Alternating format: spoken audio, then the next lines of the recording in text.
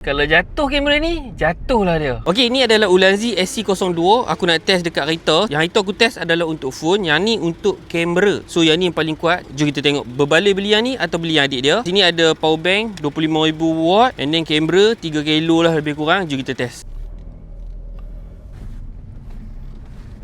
Corner lulus. Kita akan test bonggol ni. Kalau jatuh kamera ni, jatuhlah dia. Okey, bismillah.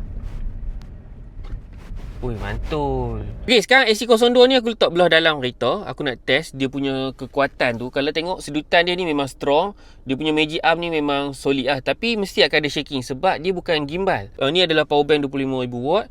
And then kamera dan juga lens Tamron 2875. Jom kita tengok sambil aku memandu macam mana dia punya shaking tu. Ni kalau aku bawa laju, zah, atau aku break, bonggol.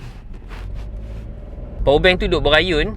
So mungkin dia akan menyebabkan shaking. Tengok contoh bila aku langgar lopak kan, power bank tu jadi macam tu. Tapi aku tak sure adakah footage akan okey atau tak. Balik sekejap kita akan tengok balik lah. Ni jalan macam tu Ahmad. Memang jalan tak elok.